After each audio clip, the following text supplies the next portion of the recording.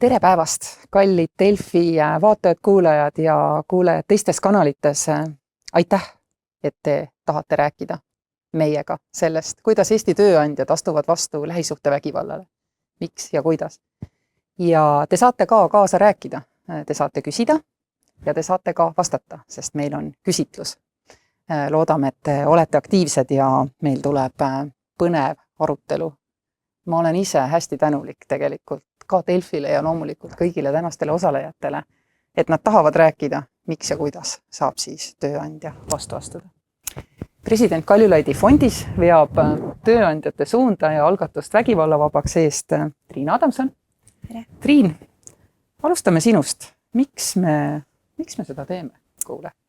Jaa, aga alustame siis äkki algusest, et võib-olla kõik isegi ei taju ja teadvusta seda, et Eestis on lähisuhtevägivalda nii palju, et see paratamatult mõjutab igaüht. Ja kui me võtame numbrid ja statistika, siis 41% naistest ja 33% meestest ütlevad, et nad on vähemalt kord elus paari suhtes kogenud lähisuhtevägivalda. Ja kui me võtame selle statistika ja kanname üle tööandjate suunale, siis Eestis käib tööl 700 000 inimest. Mis tähendab seda, et tööandjad suure tõenäosusega iga päev puutuvad kokku töötajatega, kes siis ise kogevad lähisuhtevägivalda, seda toime panevad teiste peal või ka kõrvalt näevad ja tunnetavad. Ja sellest kõigest siis saigi alguse tegelikult tööandjate algatus vägivallavabaks, mille eesmärk on toetada tööandjaid sel teekonnal ja üheskoos tööandjatega siis Eestis luua turvalisi töökeskkondi, kus mõistetakse, et lähisuhtevägivald on oluline probleem ja et tööandjatel on väga suur roll ja võimalus olukorda Eestis parandada. Aga kui me mõtleme selle peale, et inimesed ju küsivad, et mis see töö siia puutub? Miks peaks üks ettevõte tahtma sellega üldse tegeleda? Mis see meie vastus on? Kahjuks tihtipeale ikkagist mõeldakse, et lähisuhtevägivald on midagi, mis toimub enamasti koduses keskkonnas ja see töökeskkonda ju kuidagi ei puutu. Aga tegelikult rahvusvahelised uuringud näitavad, et lähisuhtevägivallal on väga selge otsene mõju inimese töösooritusele, motivatsioonile, loovusele, kui kaua ta ühe tööandja juures töötab ja nii edasi ja nii edasi. Ja paratamatult varem või hiljem need mõjud hakkavad kanduma edasi siis kogu töökeskkonnale. Võib-olla kõigepealt tunnetavad seda veidi paremini siis lähimad tiimid, kas muutub inimese meeleolu, suhtlusstiil, hakkavad võib-olla apsakad sisse tulema ja varem või hiljem siis hakkab see kanduma vaikselt edasi kogu töökeskkonnale. Ja uuringud ongi näidanud, et tegelikult sellel on ka väga suur majanduslik mõõde. Et kuigi Eestis ei ole eraldi uuringuid sel teemal tehtud, kui suur on ühele tööandjale see kulu, siis Euroopa soolise võrdõiguslikkuse instituut on välja arvutanud, et see kulu igal aastal on 1,1 miljardit eurot, mis on tegelikult võrdväärne Tallinna linna iga-aastase eelarvega. Ja Vodafone on üks organisatsioone maailmas, kes on kõige rohkem seda teemat ka oma organisatsioonis uurinud ja nemad on välja tulnud numbriga, et nende organisatsioonile globaalselt kahju on $13 miljardit aastas ja üks töötaja kaotab siis oma sissetulekus vähemalt 2800 eurot aastas. Et tegelikult sellel on ka majanduslik mõõde juures. Majanduslik mõõde on oluline, aga inimlik mõõde, ma arvan, on tegelikult olulisem ja ma tutvustaks meie tänaseid kangelasi. Nemad on meie ettevõtjate algatuse vägivallavabaks ühed esimesed kaasatulijad. Neid on veel. Minge kodulehele ja vaadake, kas teie tööandja on juba selle algatusega liitunud. Aga täna on meil siin Kaido Leejev Betsonist, Karin Saar-Lambinen Lidlist ja Margus Leinbok Ensto Estoniast. Et aitäh, et te tulite ja ma arvan, et kõige mõistlikum on alustada algusest. Triin rääkis, miks seda on mõistlik teha, aga ma arvan, et ei ole väga lihtne tänases Tallinnas ühel ettevõtjal, ühel ettevõtte juhil hakata selle asjaga peale. Ma tegelikult tahaksingi kõigepealt teie käest küsida, et kuidas te jõudsite selle vajaduse mõistmiseni? No, ma räägin siis meie Lidli kogemusest, et Ma pean tunnistama, et meie mõtlesime sellele juba enne, kui me fondist üldse teada saime, et minu juht, kes on ka HR-juht meil Lidlis, Liina Kipastu, et siis personalijuht, et temale on see teema väga hingelähedane ja temaga me tegelikult juba arutasime siis, kui mina Lidlisse 4 aastat tagasi tulin. Aga kuna fondist me siis veel midagi ei teadnud, siis kuidagi meil oli see jutuajamine, me hoidsime seda teemat nagu üleval, aga me ei osanud võib-olla ise kuidagi astuma hakata sealt. Nii et ja siis tulite teie kuidagi meie ellu, nii et ma arvan, et ja kuidas võib-olla Liina selleni jõudis ja mina ka, ma arvan, et see mõjutab meid iga üht, võib-olla see ei pruugi olla isiklik kogemus, aga me näeme seda tegelikult kõrvalt. Et mina olen oma elus näinud lähisuhtevägivalda kõrvalt ja Liina ka. Nii et ma arvan, et see mõjutas kõige rohkem ja teine aspekt oli kindlasti see, et me tajume ju, kui palju inimesi meil töötab. Et meil on ikkagi 100 inimesi tööl ja me saame aru sellest, et nad veedavad ka suurema osa ajast tööl, nii et kes siis muu kui mitte tööandja ei saaks siin nagu kaasa lüüa. Et see on selline Lidli lugu. Margus, kuidas see teiega juhtus? Ja meie puhul on oluline välja tuua just, et Ensto on pereettevõte ja me kanname jätkusuutlikkuse ja hoolivuse väärtusi.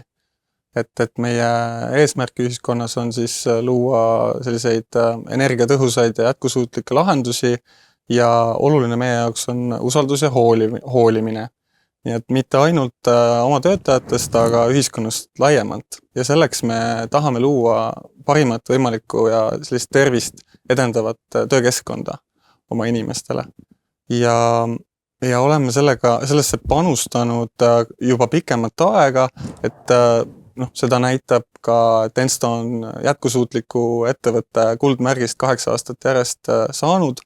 Nii et see ei ole meie jaoks nüüd selline ühekordne projekt, miks me liitusime, vaid pigem selline soov seda keskkonda pidevalt paremaks muuta.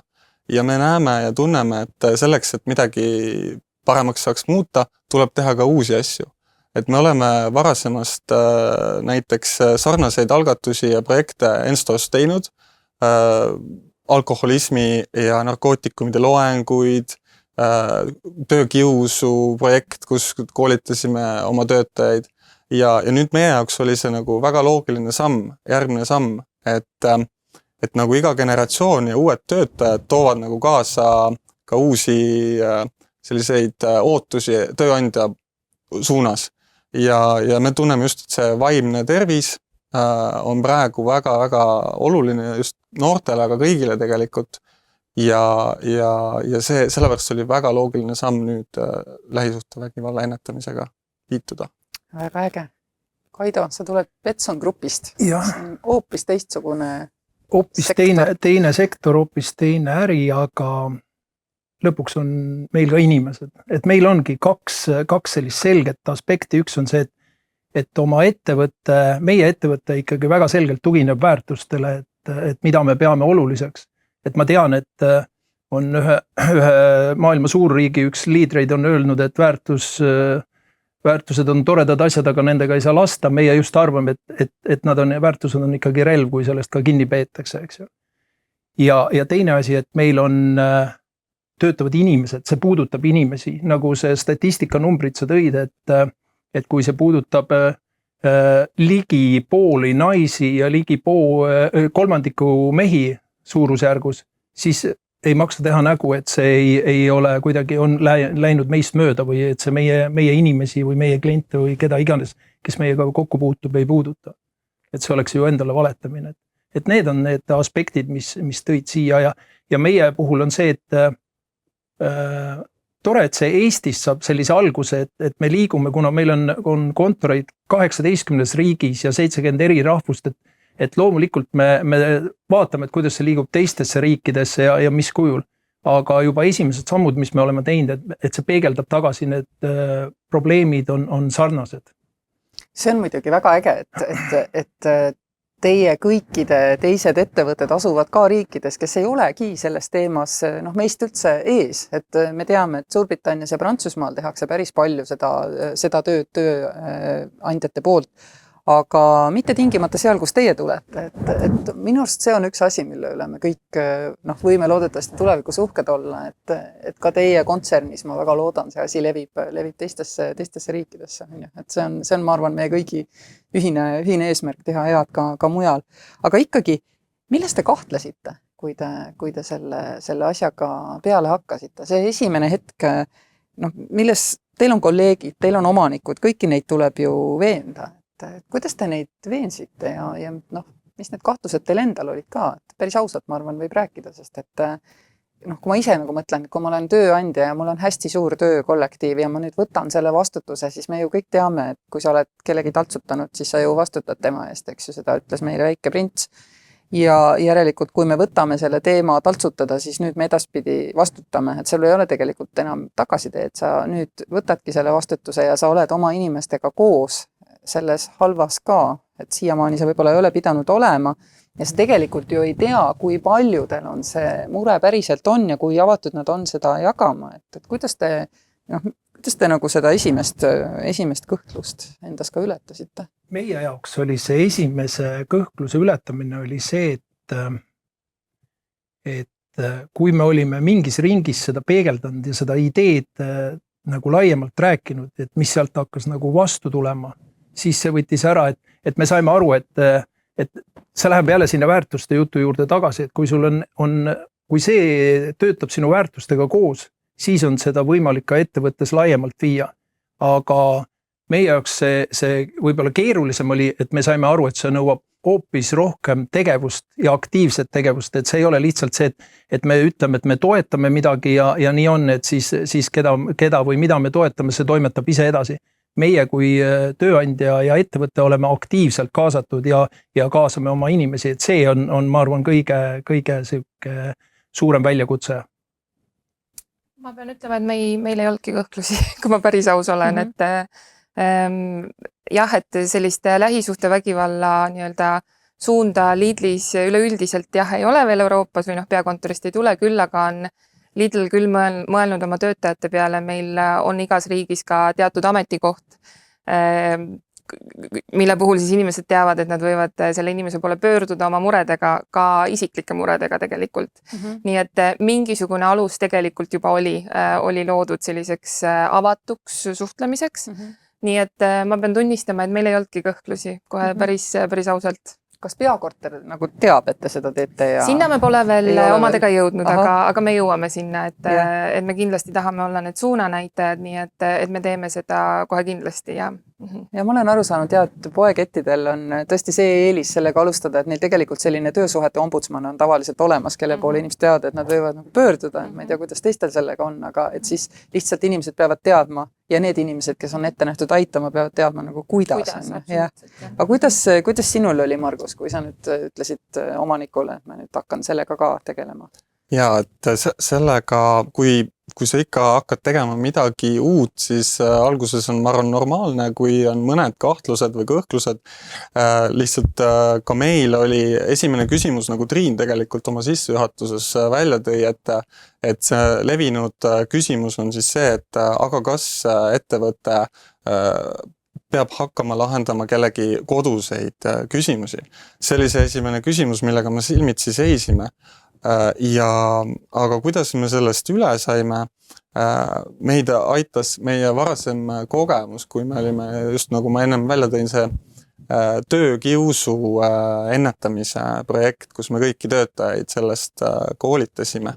Et see kogemus andis meile selle teadmise, et kui me inimestes teadlikkust tõstame, siis nemad oskavad hiljem märgata ja aidata ja olla abiks ja viia seda teemat oma kodudesse edasi. Ja see nagu võttis maha selle meie kõhkluse, et varasem hea kogemus. Aga ma võib-olla vastaksin nüüd selle Marguse küsimusele, et kas tööandja peab siis hakkama juhtumeid lahendama. Et tööandja roll ei ole kindlasti juhtumeid lahendada, tööandja roll on märgata, abivajajaid toetada ja abile suunata, et tegelikult Eestis on hästi tubli võrgustik professionaalidest üles ehitatud Sotsiaalkindlustusameti ja ohvriabi poolt, kes toetavad siis nii lähisuhtevägivalla ohvreid vägivaldsest elust väljumisel kui ka tegelikult toimepanijaid. Et see on võib-olla üks teine nüanss, eks ju, et me algatuses koos tööandjatega ei räägi kunagi ainult ohvrite toetamisest, vaid tegelikult, kui meil on need ohvrid töökeskkonnas, siis on ju ka toimepanijad. Ja kusjuures me täna just kuulsime näiteks, et meil on ette nähtud, kui inimene on teatanud, et ta on saanud sellise lähisuhte vägivalla trauma osaliseks, tal on õigus saada kiiresti psühholoogilist abi, sellist 24 tunni kiirabi tegelikult. Aga see on alakoormatud, sest inimesed lihtsalt ei tea. Ja nende teiste abidega on samamoodi, et inimesed ei tea või ei julge pöörduda. Ma arvan, et see üldine teadlikkus kogu selles teemas on see, millega me kõik peame hästi palju, mitte ainult fond või mitte ainult need ettevõtteid, ka meedia, me peame nii palju tööd ära tegema, et seda selgelt nagu saadaks aru, millega on tegemist ja mis on seal need detailid ja nüansid. Ja mis võimalused tegelikult kõik on juba olemas, mida on tegelikult ei tea, ehk et see, mida me tegelikult teeme, on see sama vaikimise müüri nagu lõhkumine, et selle teema ümber on hästi palju sellist vaikust. Ja ausalt öeldes, kui sa nüüd oled see ohver, siis kuhu sa oskad minna või kuidas sa oled ju tegelikult kodus tõenäoliselt on sul mitte ainult füüsiline vägivald, vaid ka vaimne, sind on maha tambitud, sul ei ole enam seda algatusvõimet, mis sul oli, maailm sinu ümber tundub sulle üks hirmus ja kole koht ja sinu töökoht on tegelikult see koht, kus sa ennast enam-vähem ju turvaliselt võiksid tunda ja tööl me kõik käime. Ja just sellepärast on see nii võimas, et teie seda asja teete ja ütleme, me oleme väga noored oma algatusega ja me kasvame kõik koos. Ja täna on Eestis ikkagi veel peaaegu 97% töövõtjaid, kelle tööandja ei ole sellele teele asunud. Teie olete ja teil on, selles mõttes on ka teie töötajatel, ma arvan, tegelikult väga vedanud. Aga ikkagi, mina mäletan seda, kuidas mina ennast tundsin, kui ma esimest korda astusin siis rahva ette ja ütlesin, et meil on see mure. See oli 24. veebruar 2017 ja see reaktsioon oli enam-vähem ette arvatav, et kas siis nüüd pidupäeval peab ja kas see on siis nüüd nii oluline probleem ja mina küll kedagi ei tea, kes peksa saab ja see oli hästi nagu ette arvatav reaktsioon tegelikult. Aga see ei olnud nagu ka kerge samm teha. Isegi kui sa teadsid, et kohe tulevad teised ja valideerivad su väite ära, et kuidas teil oli see, mis tunne see oli, et kuidas te seda üldse tegite, kas te tegite sellise võtsite kokku mingisuguse juhtrühma või kuidas te tegite seda, et nüüd me asume sellele teele? Mis tunne see päriselt oli? Ma ütleks niimoodi, et vähemalt minu jaoks personaalselt tuli see äratundmine ikkagi see, kui me nägime seda esimest statistikat, et siis oli küll, et ma sain nagu niimoodi mööda pead kõvasti, et mis sa siis teed, kas sa keerad külje ette ja lähed, et see ei puuduta mind, et see on kuidagi nagu teine probleem ja siis sa näed, et see on samas ühiskonnas nii suur, eks ju. Sa tead, et see peab sind puudutama, statistiliselt ei ole võimalik. Ja ma mõtlengi, et kas sa seisad peegli ees ja valetad endale, et ei, et Kaido, see ei ole minu teema, et see ei puuduta, et selliseid inimesi ei ole olemas, et ma ei tea, keda seal küsitleti või kelle käest see info on. Või sa keerad näo sinna ja vaatad, et mis sa saad teha nagu ettevõttena. Ja mulle meeldis, mis sa, Triin, ütlesid, et kuidas, et kui ettevõtja mõtleb või ettevõtted mõtlevad, et kas nad peaks või mis nad peaks tegema. Et need on need samad inimesed, kes töötavad teie juures või sinu juures ja nende tööviljakus, nende tulemused, kõik sõltuvad sellest, et kuidas nad ennast tegelikult tunnevad ja milline on see elu, kui nad sul kontori ukse või tehasukse või mis iganes ukse kinni panevad. Et need on seotud meile. See on jälle see sama, et kui me ütleme, et ei, et vaata tööaeg ja tööl tegemine on üks asi ja isiklik elu, et see meid ei huvita, siis me ju jälle nagu valetame täiega endale. Mis sa tegid, Karin? Võtsid poejuhatajad kokku ja ütlesid, et kuna meil on poed üle Eesti nii-öelda laiali, et siis see kommunikatsioon on alati selline väljakutse meile, nii et meie kasutame väga palju oma sisekanaleid. Meil on täitsa enda äpp meie oma töötajatele, kus me siis teeme seda kommunikatsiooni. Et meie esimesed sammud olidki tegelikult seal ja meie tegelikult sidusime sellega vaimse heaoluga, sest et vaimsest heaolust me oleme juba aastaid rääkinud ettevõttes, me iga oktoober räägime vaimse heaolu kuust, meil on erinevad nii-öelda esinejad, artiklid ja nii edasi, nii et me alustasime sellest, et me sidusime lähisuhtevägivalla vaimse heaoluga ja tõime ka hästi palju statistikat välja, mis me kõik suutsime leida, et kuidas see omavahel seotud on. Et siis ma arvan, et me läbi selle nagu kuidagi lõime seda või ehitasime selle silla, sest ega see lähisuhtevägivalla teema, kerge teema ei ole, millest hakata rääkima, nii et aga ma arvan, et hästi oluline on ka ettevõttesisene tugi, et seesama sisekommunikatsiooni osakond, kes meid toetab kommunikatsioonis, et nemad meiega kaasa tulevad, et nemad võib-olla isegi mõnikord kasutavad ka tõsisemaid ja vängemaid pilte ja pilte, eks ole, uudistes, nii et see oli nagu hästi meeldiv üllatus, et kõik on teemas, kõik saavad aru, miks me seda teeme, et see on väga oluline, et ka ettevõttes sees oleks tugi, et siis sealt edasi minna. No mingis mõttes see näitab seda, et kusagil oli juba tunnetatud vajadus ja et saabus mingisugune lahendus mingile probleemile, mis ei saanud ju tegelikult olla suurtes töökollektiivides nüüd päris märkamatu. See on ka statistiline võimatus, on ju vist? Jah, meie põhiline eesmärk praegu ettevõttena on näidata oma töötajatele, et see teema ei ole tabuteema, et kui sul on mure, probleem, siis meie tööandjana oleme sinu jaoks olemas. Et see teadlikkuse tõstmine ja see, et me oleme olemas, et me tahame nagu sellest alustada, nii et hästi palju sellist kommunikatsiooni ja nüüd maikuus me tähistame ka mitmekesisuse kuud ettevõttes ja meil on just ka fondiga jälle koostöö, nii et tuleb meil eraldi loeng ka sellel teemal, nii et tasapisi. Margus, sina tuled tööstusettevõttest. Mismoodi siis seal panid masinad seisma, ütlesid nii mehed, naised, las see CNC-pink praegu olla, nüüd ma räägin teiega ühest olulisest teemast. Kuidas see käis? Peaaegu, et tegelikult me ka samamoodi alustasime juhtrühmast ja tutvustasime, et mis on statistika, mis fondi eesmärgid, sest et inimestel on kokkupuuted erinevad ja ka teadmised. Me nagu nägime seda, et need teadlikkus on väga erinev. Et selles mõttes selle teemaga ei pea olema ainult nagu ise kokku puutunud, et sellega tegeleda. See on sama nagu kas töökius või alkoholism või midagi muud, et sa ei pea ise olema selles probleemi küüsis, aga kui sa näed seda statistikat, neid uuringuid, siis sa saad ka samamoodi aru, et see on Eestis probleem.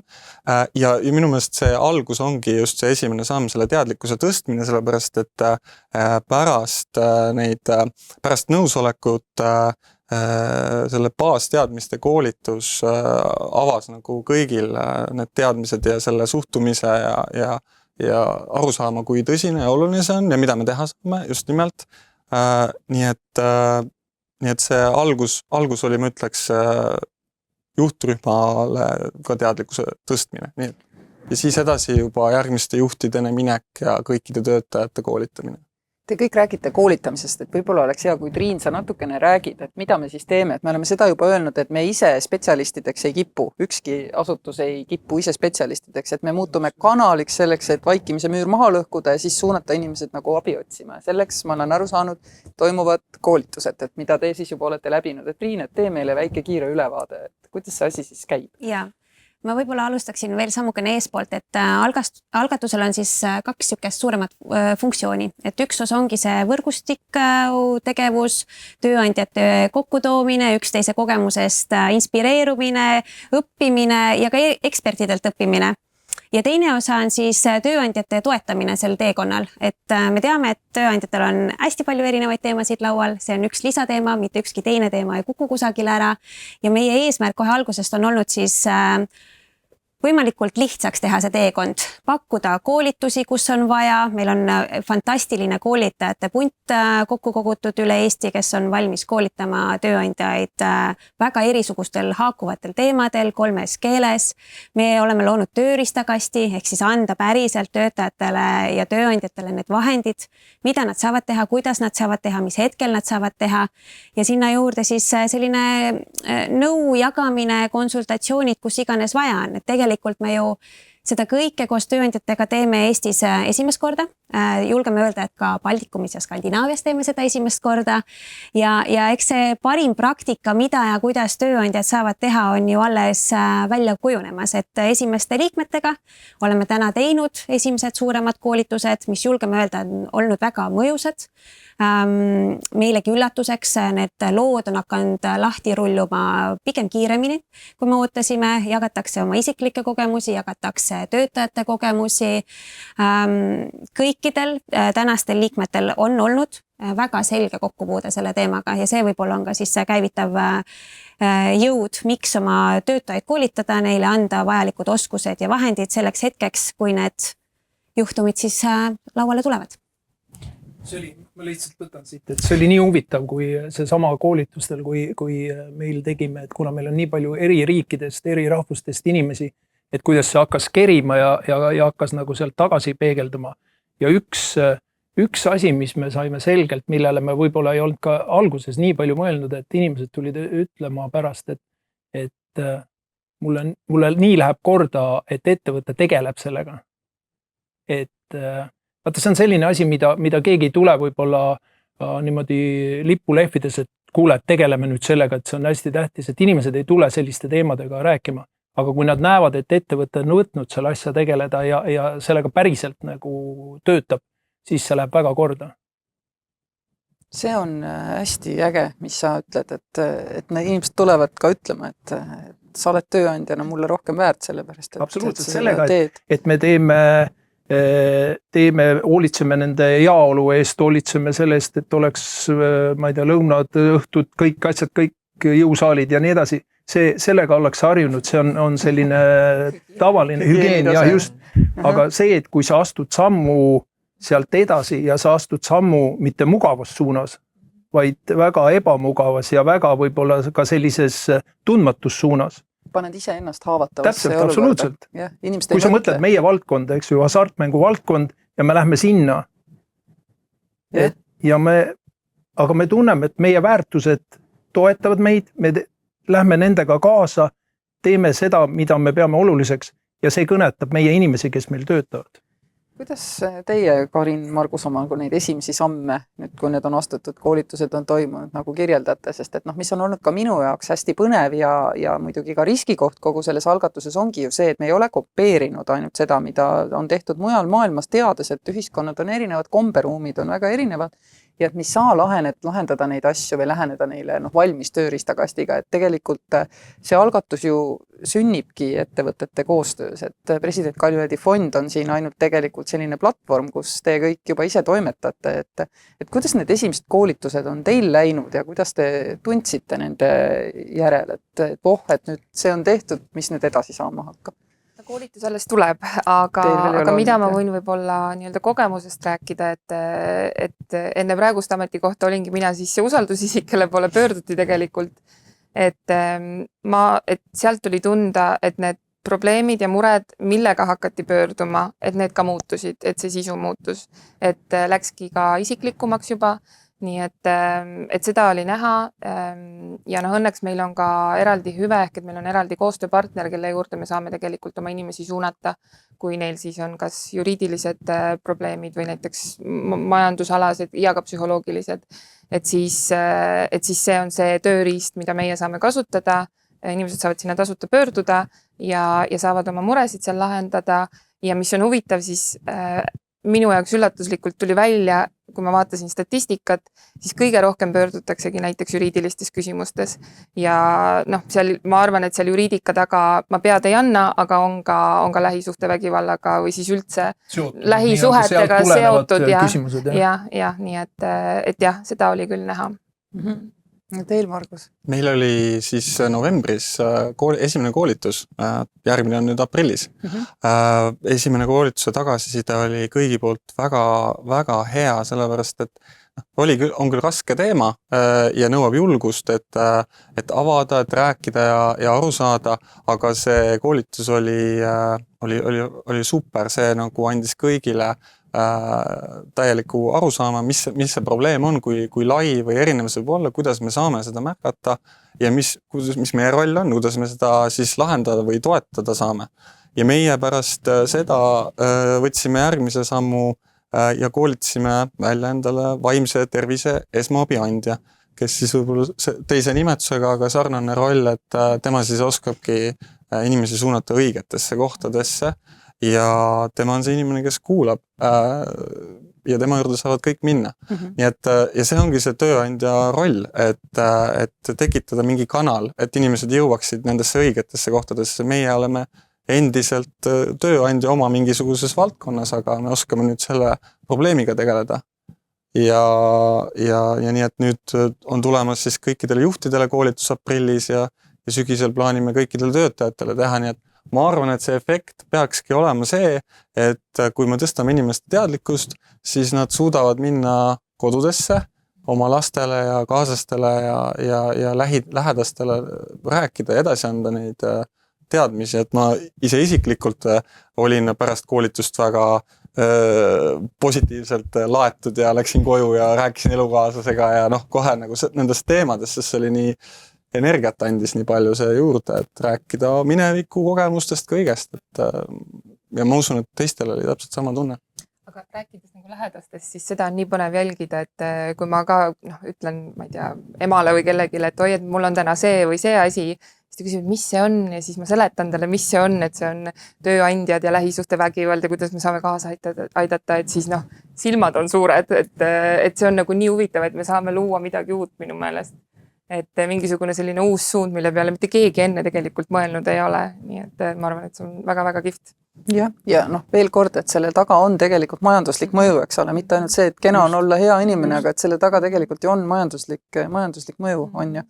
Et kuhu maani teie nagu mõtlete selles osas, et kuhu maani saab nagu tööandja minna, et tegelikult ju võib unistada sellest, et kui sul on kontorid mitmes linnas, poed mitmes linnas, mitmes riigis, et tegelikult te ju saate pakkuda inimesele tuge näiteks kas või selles osas, et kui ta otsustab sellest vägivaldsest suhtest väljuda, eks ole, võtab vajalikud meetmed, ta vähemasti teab, et kui ta näiteks tahab ära kolida, et siis tal on see töökoht, eks ju, kuskil teises kohas olemas, et võib minna äärmiselt praktiliseks ja võib minna ka lihtsalt seda rada, eks ole, et me suuname ta õigetesse kanalitesse ja inimesed ongi väga erinevad, mõni ootab, et sa jalutad temaga kauem sellel teekonnal kaasa ja teine ongi, tal oligi vaja lihtsalt ära rääkida ja ütleme, tekitada mingi turvaline ruum, kus ta sai oma peas asjad selgeks ja ta nagu liigub edasi, et kuhu maani te nagu olete ise mõelnud, et mis te olete nagu valmis tegema selleks, et selline töötaja, kes teie poole on nagu pöördunud, loomulikult läbi helikindla kanali, ehk et teie juhina ei peagi alati võib-olla teadma, kui teie ülesanne ei ole teada seda asja teie majas, eks ole,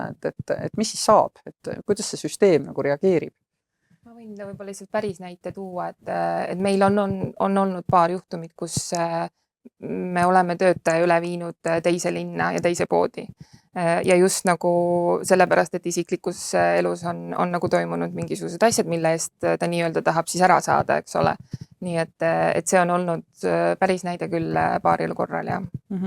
Kõikidel ei ole see võimalik, aga mõnikord. Ja õnneks on see võimalik. Mõnikord on. See on ju, ütleme, loogiline, mida tööandja saab teha, aga see, mis sa ise ka toonitasid, Kersti, enne, et me ei hakka igat juhtumit nii-öelda menetlema või meil puudub kompetents selleks, aga oluline on ikkagi see teadlikkus ja võime märgata, eks ju, et juba see on hästi suur asi, kuidas ja kuhu see välja jõuab, et me saame ju kõik aru, et see on ikkagi pikk protsess, see ei ole selline kampaania, et me teeme nüüd ühe mingi aktsiooni ja nüüd asjad muutuvad kõik ja siis me näeme mingi nii-öelda suurt tulemuste majanduslikku mõju või midagi sellist, see ei juhtu niimoodi, et see on vale, et see on ilmselgelt on see selline nagu põlvkondade ja see on ka erinevate põlvkondade vaheline on see tunnetus on teistsugune, et see on ka veel seal üks nüansi juures.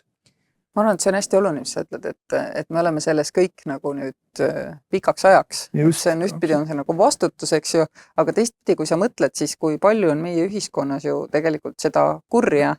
Ja kuna me kõik teame, et ükski tita ei tule siia maailma nagu kurjana, mitte keegi ei sünni ja ei ole valmis andma kellelegi vastu hambaid, on ju sellist olukorda, sellist titta ei ole olemas.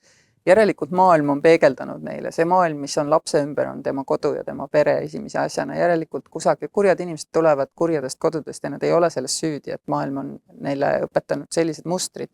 Et see ei saagi kesta vähem kui põlvkonna ja kauem see asi, et kuidas sa selle tundega nagu toimetad, Margus? See on jah, pikk teema ja on täna, ma arvan, inimesi, kes on valmis vaatama nagu peeglisse ja proovima tegeleda, alustama asjaga ja on ka ikkagi neid, kes veel ei ole valmis, nii et me nagu näeme praegu praktiliselt seda, et meie senised sammud ja see näiteks vaimse tervise esmaabi andmise tugiisik siis on juba teinud väga palju head, et me teame kogemusi, kus inimesed on saanud tulla rääkima oma probleemidest ja leidnud need kanalid ja pärast tulnud tagasi ja olukord on paranenud.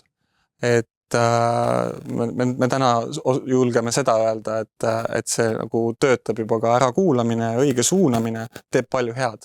Ja sellised ekstreemsemad näited, et ühest riigist teise kolimisid, et meil praegu ei ole sellist kogemust ja nii, aga lihtsalt kui fantaseerida, siis on nendel ettevõtetel, kellel on harud paljudes linnades ja riikides, tõenäoliselt on ikka selliseid võimalusi, jah, et midagi veel suuremat ette võtta. Aga ma võib-olla lisaks ka mõned olulised nüansid, et tööandjale on hästi hea teadmine see, et tegelikult tööandja ise saab valida, mis tempos ta selle teemaga edasi liigub. Kas ta valib ainult kõigepealt teadlikkuse tõstmise, kas ta hakkab koolitama oma töötajaid, kas ta soovib pakkuda mingeid lisameetmeid, et me algatuses alati ütleme, et on hästi oluline, et kõik need nüansid oleksid kooskõlas organisatsiooni olemusega ja ka organisatsiooni kultuuriga. Ja et see teema tegelikult ka integreeritakse siis organisatsiooni kultuuri juba täiesti nullist sisse.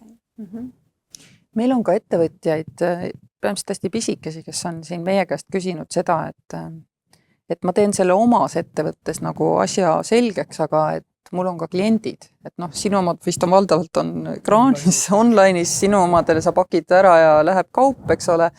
Aga sinul kindlasti ju, Karin, on ka kliendid, eks ole, et ja kui sa oled oma organisatsiooni koolitanud teadlikuks, siis kahjuks või õnneks hakkavad nad nägema ka seda, kui neil on, ütleme võib-olla suures supermarketis on see teistmoodi ja mingis väiksemas butiigis võib majanduslik vägivald väga kiiresti silma paista, kui sa oskad seda märgata, eks ole, ka kliendi baasil, et mis te arvate, kas see on nagu oluline ka klientidele, et üks asi see kokkupuude, aga teie teiste puhul, et teil on ikkagi kliendid, kas teie väärtuspartnerina neile kuidagi saab ka mõjutatud sellest, et te olete nüüd selline ettevõte, hooliv ettevõte, muu hulgas ka siis lähisuhtevägivallast? Kindlasti ju see, mis me ettevõttena teeme, see ei mõjuta ainult meie oma inimesi, see mõjutab ka meie partnereid, meie kliente ja see on see peabki nagu koos käima, et ei saa olla niimoodi, et on üks asi, mis sobib meie töötajatele, aga kui ma ei saa seda nagu klientidele rääkida, sellepärast, et nemad ei saaks sellest aru või ei võtaks seda vastu. Et vähemalt meie arvamus või mõte on see, et kui me ütleme, et üks meie väärtus on nagu aus mäng, fair play, siis see on kõigiga. Et see ei saa olla niimoodi, et ühega ma teen fair play'd, aga teisega ma käitun kuidagi teistmoodi. Et see tervik peab olema ikkagi kokku tulema su nii klientidest, partneritest, su töötajatest. Kuidas teil on? Ma olen täiesti nõus, et muidugi saame meie ka mõjutada ka meie kliente, et nii lihtsalt on. Ja jällegi läbi kommunikatsiooni, eks ole, mida meie ettevõttena teeme, et klientide seas oleks see teadlikkus, et kui me räägime Lidlist, et siis üks asi, mis seal on siis ka lähisuhtevägivallaga tegelemine. Aga ma arvan, et võib-olla, kuidas me veel saame mõjutada, on ikkagi läbi eraelu, meie töötajate eraelu, eks ole. Et kui mina kodus räägin 3 inimesele, siis see 3 inimest räägib omakorda 3 ja nii edasi. Nii et ma arvan, et sellel on ka väga-väga suur mõju. Seal on selline lumepalli efekt, et see hakkab veerema ja sealt läheb nagu mitu lumepalli mitmes suunas. Kehtib see ka mehises tööstusmaailmas? Jaa, ikka. Et ma arvan, et see ongi nii, et kui inimesed on nagu õnnelikumad nii töökeskkonnas ja koduses keskkonnas, siis ettevõttel läheb kindlasti paremini, meie klientidel läheb siis paremini, ühiskonnal läheb paremini. Ja kuidas see lumepalli efekt võib-olla Ensto näitel klientideni võiks jõuda, on see, et kliendid käivad meid päris tihti auditeerimas. Et kuidas me toimetame, kuidas on meie kvaliteet, kuidas on meie protsessid, kuidas meie keskkonda kaitseme, inimesi, sotsiaalset vastutust, kõiki neid asju tegelikult küsitakse väga palju kogu Euroopast ESG teemadel ja see on üks nendest väga tugevalt ja me kindlasti räägime sellest, näitame ja mida me oleme teinud ja mida me teeme. Kliendid kuulevad seda ja ma loodan, et nad võtavadki kaasa endaga selle võib-olla niimoodi samamoodi, et meie oma ettevõttes, keegi ikka võtab. Ma usun küll. No me oleme kõik alles alustanud ja seda veel ei ole tõenäoliselt juhtunud, et klient tuleb, võtab pärast nööbist kinni, ütleb, et kuule, aga et räägi sellest natuke lähemalt. Et, ja. Nõus, et see töötab ka ESG kontekstis, kuigi me keegi tõenäoliselt ei tee seda ainult selle pärast, aga see muidugi töötab nendel ettevõtetel, kellel on ESG raporteerimiskohustus ka koha peal väga hästi, ma arvan küll, jah. Aga ma mõtlen, et te kõik olete juhid ja teil on kõigil ka selliseid sarnaseid sõpru, kes saavad mõjutada ja siis te käite nendel juhtimiskonverentsidel ja asjadel ja kus ikka juhid omavahel nagu suhtlevad, et mis mehed saunas ka räägivad ja naised, et sellest samal teemal, et olete te võtnud sõpradega jutuks, et vau, et ma nüüd oma ettevõttes, vaadake, teen sellist asja ja mis sõbrad ütlevad selle peale? Mina olen endale saanud elus sellised sõbrad, kellega ma mõtlen kiirelt, mul ei ole sellist olulist väärtuskonflikti olnud. Ehk siis mis iganes olukorras kohas ma võin nendega nendest samadest asjadest rääkida ja ka räägin. Oled sa rääkinud ka? Jaa, olen ka rääkinud, loomulikult. No seal on tegelikult see peegeldab täpselt sama, mida ma ise siin enne olen rääkinud, et see on väga, väga valus teema. See on paljudele, võib ta esmapilgul tunduda, et see ei ole ju minu juures või minu ümber, eks ju. Ja kui sa lähed ligemale sisse, siis hakkab tulema mingeid näiteid isegi elust, eks ju, ja nii edasi. Et see on, puutumus on kindlasti olemas. Et see ei jäta inimesi külmaks või see vähemalt minu sõprade hulgas ma ei ole tajunud, et keegi ütleb, et oi, et see on täiesti naeruväärne ja mõttetu tegevuseks. Et ettevõtte roll ei ole ja just, et ettevõtte, et miks siis ettevõtte teenigu kasumit ja kogu lugu. Ja maksa maksud ära ja see riik nagu lahendab. Ei, absoluutselt mitte. Kuidas teil on, sest tegelikult see on minu arust just selle ettevõtjate enda initsiatiivi nagu oluline külg, et vaata, riik ei saagi seda teha. Sest kui riik tuleks, ütleks, et nii ettevõtjad nüüd teatud suurusest alates, eks ju, peate hakkama sellist asja siin ka siis on õudne kisa, eks ju, lisakoorem, lisakohustus. Et seda ei saagi teha teisiti, kui ettevõtjad peab seda nagu ise eest vedama. Et kuidas teil on nagu see võrkturundusega selles valdkonnas teistele ettevõtjatele? Ma pean ütlema, et see, mis ma juba ennist ütlesin, et pigem on olnud üllatus, aga üllatus heas mõttes, sest mitte keegi ei ole, ma arvan, mõelnud selle peale, et kuidas siis tööandja siia puutub. Et ma arvan, et see on geniaalne tegelikult selle peale tulla üldse, et nagu sa ütlesid, meil on 700 000 inimest, kes käivad tööl ja meil on ju see pool täiesti katmata, nii-öelda tööandja pool, nii et inimesed on üllatunud, et ahah, et sellise asjaga tegeletakse, aga kui nad natukene nagu mõtlevad sellele, siis nad ikkagi jõuavad ka sellele järeldusele, et vau, me saame nii paljusid inimesi läbi selle mõjutada. Nii et pigem on olnud ikkagi positiivne, et ma ei ole pidanud kellegile nii-öelda maha müüma seda mõtet, et miks tööandja peaks või võiks seda teha. Positiivne üllatus nagu, et absoluutselt, jah. Et oleme vist arenenud riik ja tegeleme selle viimase produktiivsuse, viimase otsa lihvimisega ja üksiti mõtleme selle peale, et oleks kena inimene olla. Vähemalt võib-olla on asi selles, et ma olen nii-öelda personali valdkonnas, et võib-olla seal ongi natukene nii-öelda rohkem mõeldud selle peale, et ma ei ole kohanud sellist vastupanu. Kuidas sulle? Aga olen kogenud seda, et inimeste teadlikkus sellest on nii erinev ja küll, aga kui niimoodi sõpradele sellest rääkida, siis on kõige lihtsam ongi mingeid näiteid noppida kuskilt ühiste tuttavate ringist ja neid on kahjuks, mis jällegi toetab seda statistikat, mis on mainitud, 40+ % naistest ja 30+ meestest. Et neid näiteid on ja nüüd ise olles nagu asjast paremini teadlik ka, siis on seda lihtsam teistele selgitada. Et võt see oli see näide selles kuskil lähiringkonnast näiteks mõni näide.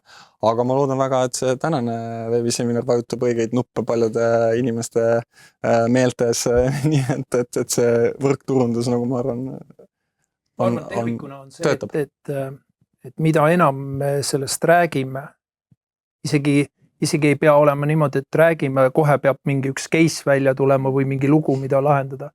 Aga see rääkimine teadvustamine ja rohkem inimesi saab aru, et sellest rääkimine on okei. Et ei ole seda vaikuse müüri, jah, täpselt. Sellepärast see on kõige halvem, mis saab ühiskonnale üldse olla. Et me sulgeme uksed, me vaikime maha mingid asjad, et me teeme näo, et seda asja ei ole olemas. Kusjuures see müür on, sellepärast ja, nõus, see on kindlasti. Ju, et statistika ütleb, kui inimeste käest lihtsalt küsitakse, nii et nad ei pea ennast avalikustama, et kas oled kokku puutunud, siis need numbrid on väga suured ja samal ajal raporteerimine või sellest teadaandmine tegelikult väheneb ja need aitajad on alakoormatud, mis näitab, et tegelikult kuskil süsteemis on mingi väga oluline nagu toimeviga, et see on tegelikult oluline ära öelda. Et ma vaatan, et kas meil on küsimusi tulnud, et siis võib-olla pöörame ka siis meie kuulajate poole ja püüame nende küsimustele vastata. Jaa, hakkame siis pihta, et Eestis on päris palju tööandjaid, kes siis jätkuvalt seda teemat kuigi tõsiselt võetavaks ei pea. Et mis te arvate, miks see nii on? Ma arvan, et seesama, mis ma jälle kordan ennast, et seda teadlikkust ei ole, et kuidas see tööandja saab üldse siin nii-öelda mängus olla, et lihtsalt see teadlikkuse tõstmine kogu aeg, et on minu arvamus. Kui nad ei pea täna seda oluliseks, ei tähenda, et see teema ei oleks nende jaoks kõnekas, kui nad saavad selle arusaama ja teadlikkuse. Ma olen ka seda meelt, et see, ma siiralt usun, et see kandepind ühiskonnas on oluliselt laiem. Mul tekkis praegu siin küsimus, et kas me üldse teame, Triin, et nad ei pea seda oluliseks? Et seal oli väide. Just, et seal on väide. No omast kogemusest, et me ikkagist päris palju tööandjatega ka kohtume ja saame ka selliseid tavapäraseid küsimusi, et aga miks tööandja sellega peab tegelema, et see on ju midagi, mis ei ole töökeskkonnas. Ja siis me alati hakkame seal pihta, et aga hästi, et täna see ei ole töökeskkonnas, kas tööandja tahab olla valmis selleks hetkeks, kui see töökeskkonda jõuab. Või siis hoopis teine aspekt, et üha enam on hübriidtöövorme, mis tähendab seda, et töötajad on kodukontorites, tööandjal on täna kohustus tagada oma töötajate heaolu ja turvalisus ka kodukontoris, et kuidas siis seda kõike teha. Ja kas see töötaja seal kodus on seepärast, et see tõesti sobib tema töö iseloomuga, sooritusele aitab kaasa ja nii edasi, või ta on seal kodukontoris sellepärast, et ta lihtsalt ei lasta tööle. Nii, on sul seal veel? On küll. Kui me täna peaksime ütlema ühe asja kõikidele tööandjatele, kes meid äkki kuulavad, et mis on see üks kõige olulisem põhjus, miks te soovitaksite tööandjatel liituda, siis mis see oleks? Minu jaoks on ikkagi see sama, et ütleme, et kui sa ei ole ettevõtmine, kus sul ei ole üldse inimesi või on üks inimene, sina ehk juhataja, siis on teine asi, aga kui sul on ikkagi inimesi tööl, siis tõenäoliselt see puudutab ka sinu ettevõtet. Ja me rääkisime siin enne pikalt, et milline mõju ta tegelikult on ka majanduslik mõju sinu ettevõtmisele või ka laiemalt. Et juba see on argument, miks liituda. Kui see ei ole, ütleme, kui see nagu väärtuspõhiselt sind oluliselt ei kõneta, siis tegelikult on ka selline majanduslik aspekt täiesti olemas seal.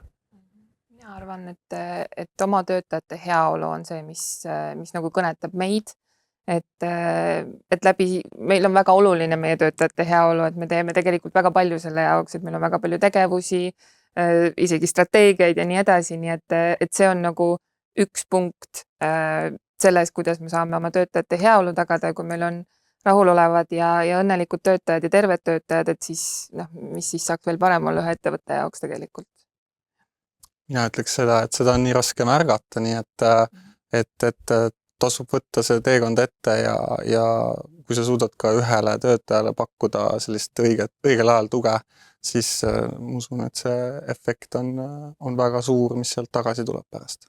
Kusjuures minu poole on pöördunud ka 1-2 töötajaga, tõesti pisikesed firmad, kes teevad midagi väga eksklusiivset ja näevad ja nendel on just tihti see küsimus, et ma tahaks osata oma kliente aidata, siis küsivad, et mis sa arvad, Kersti, kas see on nagu okei, kui mul on nagu mingisugused väiksed sedelid, mille ma saan sokutada sinna, ma ei tea, siit paberi vahele on ja siis ma olen öelnud, et et ma ei tea, et oled sa kindel, et see on turvaline, aga võib-olla kui sa paned alustuseks oma asutuses peegli peale väikse kleepsu, et kui sul on nagu vaja, siis sa võid meie poole pöörduda, et mujal maailmas seda kasutatakse, et on nagu turvalised märgid. Vabandust, ma just jätsin enne ära, et ühe mehe ettevõttel võib olla ka 1000 klienti, eks ju, ja see on väga suur mõju juba. Ja, just, ja sa pead seal ka nagu oskama, et tõepoolest, et kui sa sakutad selle info sinna pakendisse, siis äkki see ei olnudki üldse turvaline, et aga kui sa leiad mingisuguse muu viisi, et anna mulle märku, kui sa minu juures oled ja järgmine kord tuled, et siis niimoodi saab aidata tegelikult paljusid inimesi. Mis meil seal veel? Mis meil siin veel on? Peatume korra uuesti hirmudel, et millised olid kõige suuremad hirmud liitumise eel ja kuidas siis te neid maandasite? See ei olnud väga sügav hirm, aga see oli, kuidas ma ütlen, see oli see mure, et kas me suudame sellega jätkuvalt tegeleda, sellepärast et veel kord me saime aru, et see ei ole selline ühekordne aktsioon, see ei ole ühekordne kaasaminek, see on pikk protsess, ehk see nõuab sult ressurssi, aega, inimesi, ma ei tea, mis iganes seal veel on vaja, et see oli, ma arvan, see meie jaoks kõige nagu mõtlemise koht. Ma ütlen päris ausalt, et ei olnudki tegelikult, et kuna me oleme teadlikult pööranud tähelepanu vaimsele heaolule, mitmekesisusele, et siis see lihtsalt oli meie jaoks täiesti loogiline järgmine samm, nii et Meie küsimus, nagu ma mainisin, oligi selles, et kas me saame teha positiivse muutuse, et kuidas täpselt. Aga ma arvan, me oleme tänaseks juba vastanud ise sellele küsimusele ja on neid positiivseid abikohti, kus me oleme saanud aidata. Et kui sa mõtled, et mis see hirm võiks olla, siis üks hirm nagu kindlasti sul on, tegelikult ressurss on, et võib-olla püüate natuke avada, et kuidas te olete seda ressurssi nagu planeerinud selle algatusega kaasa tulemiseks, et ma ei tea, sul on, Karin, sul on 600 töötajat, eks ole, et mis on see ressurss, millega sa arvestad, et sa selles algatuses osaled ja palju sa, mis sa panustad, oled sa seda niimoodi eelarvestanud ka, teised ka muidugi? Eelarvestanud oleme ka, jaa, nii rahaliselt kui ka töötundidega tegelikult. See on ka raha, eks? Jah, selles mõttes küll, et meil on väga suur personaliosakond tegelikult, nii et meil on selles mõttes ressurss täiesti olemas. Meil on see ressurss, et te täiendavat ressurssi ei ole nõudnud, see on rõhuasetuste ja prioriteetide küsimus. Kuidas sul kaida? Ma just tahtsin öelda, et meie jaoks on see selline prioriteedi küsimus, et kui me võtsime sellise nii-öelda commitmendi või kohustuse, eks ju, et siis me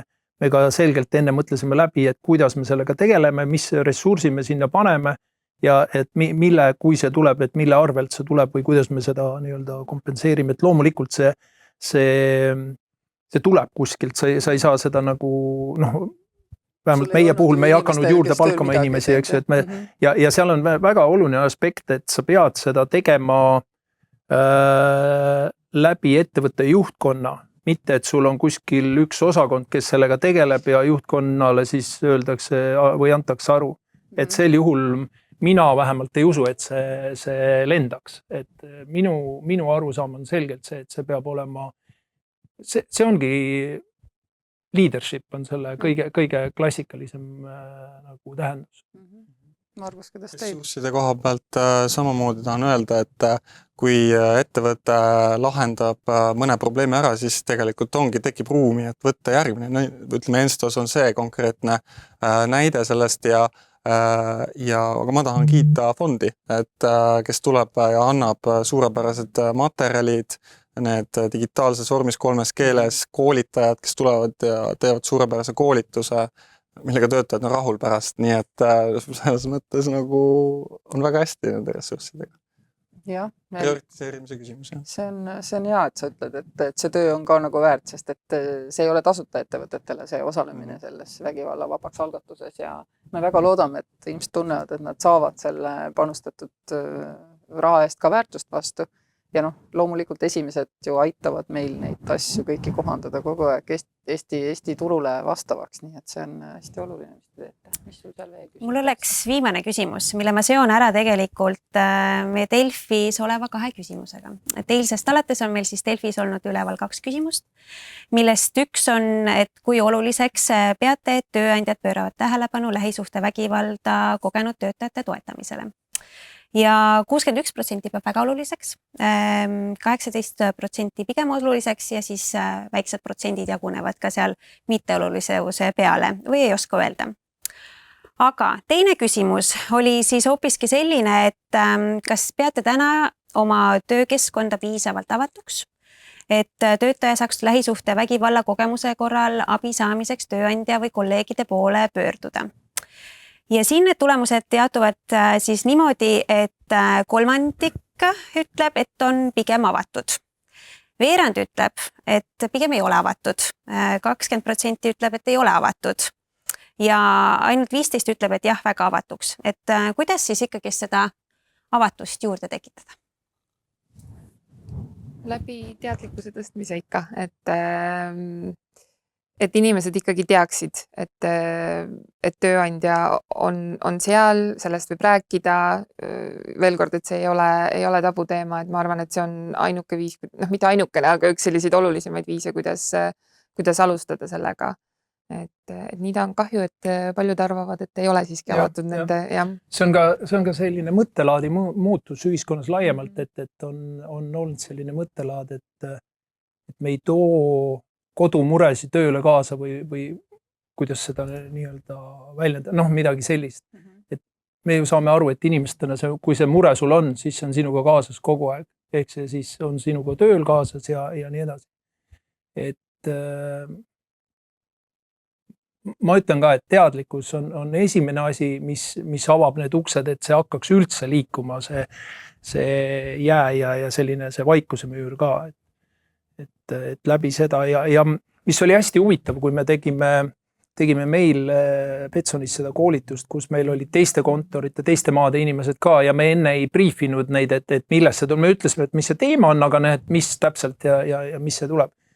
Ja kuidas see neilt nagu vastu peegeldas ja kuidas nemad tundsid ja mingid lood ja kuidas need hakkasid nagu edasi kerima. Et see näitabki, et sa võid minna täitsa inimese juurde, kellega sa ei ole enne rääkinud, et kuule, räägime nüüd Triin sellest asjast, eks ju. Ja siis hakkad talle rääkima ja siis ta tuleb suga kaasa. Et minu arust on hästi oluline see meetod ka, kuidas sa seda teed. Et kas sa paned ainult plakati seina peale, et me võitleme selle eest või sa tegelikult lähed selle sisse ja selle sisse minek avab nii palju uksi, paljud uksed ei ole väga meeldivad avada seal, aga need on vaja teha. Jah, ma võib-olla lisan veel, et kontaktkanalite nii-öelda olemasoluga ettevõttes, et ettevõte peab looma sellise keskkonna või siis need kanalid, millest töötaja teab, et kui tal on teatud mure, et siis ta võib kas siia või sinna pöörduda, eks ole, et see peab kindlasti olemas olema ja teadlikult ka kommunikeeritud. Ja ma ütleks, et see teadlikkus on see, kust alustada, aga teine järgmine asi on see kriitiline mass selles ühes ettevõttes, et leida need inimesed, kes juba saavad aru ja usuvad sellesse, sealt hakkab see asi liikuma kindlasti ja kriitiline mass ettevõtetest Eesti ühiskonnas, kes tegelevad juba sellega ja tõmbavad kaasa kõiki teisi. Et ma arvan, et see on niisugune vääramatu jõud, mis lihtsalt lõpuks tõmbab kaasa ka kõik need teised protsendid seal. Kusjuures nagu meie oleme oma teekonna väga alguses, et sellest on möödas tiba üle aasta, kui me seda teemat oma fondi konverentsil avasime, siis hobune pani minema ja ratsanik jäi kergelt rumala näoga järele vaatama, sellepärast, et tekkis nagu nõudlus turul. Sai siis teie kõigiga koos see algatus rajatud, öeldud, et portaal on lahti eelmise aasta lõpus ja täna katame üle 3% siis Eesti töövõtjatest, et ta läheb nagu hästi kiiresti ja me peame kogu aeg seda nüüd silmas pidama, nagu kõik teised, kes on teinud sarnaseid asju, näiteks Kiva, kiusamisvaba kool, et meie kaasa tulnud ettevõtted kogu aeg seda taime kastaksid, et see kunagi ei jääks selliseks formaalseks, et sa pead alati ka jälgima seda ise, et sa ei ole muutunud formalistlikuks, et mul on formaalselt need linnukesed ja et see tegelikult ei ole enam nagu selline elus organism, vaid on selline kivinenud osa sellest korallrifist, kust elu on lahkunud, et see kõik seisab meil nagu järgmistel aastatel minu arvates ees, kui me sellega tegelikult tegeleme. Ma arvan, et me peame kõik vist seda koos ka mõistma, on ju.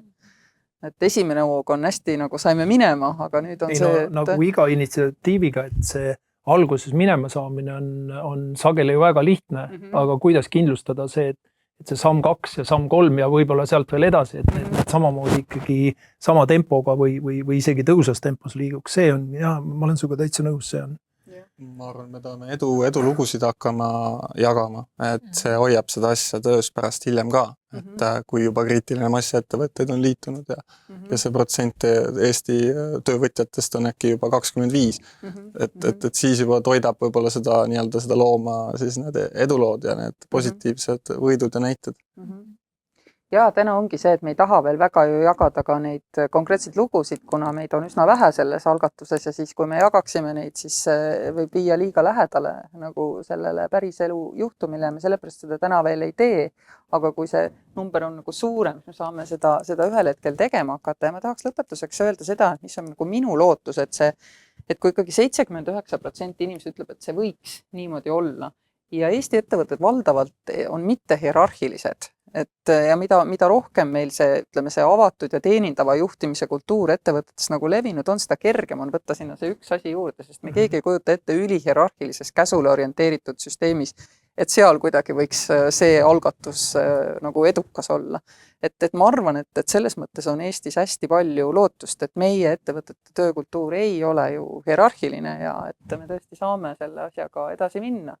Nii et vägivallavabaks.ee ja tulge meiega sellele teele kaasa. Ma loodan, et minu tänased külalised Betson Groupist, Lidlist ja Ensto Estoniast ja meie teised, kellel te jääte meie kodulehelt, teised majakad ja liikmed, et nad on nõus oma teekonda teiega jagama ka väljaspool eetrit ja aitama kaasa mõelda. Suur aitäh teile kõigile, et te täna siin olite, aitäh kuulajatele ja vastajatele kaasa mõtlemast ja aitäh Triin, et sa julged edasi minna, et ma loodan, et me kasvame ja et meid saab ka olema rohkem, kes sellesse asja panustavad fondis ka. Aitäh kõigile! Aitäh! Aitäh!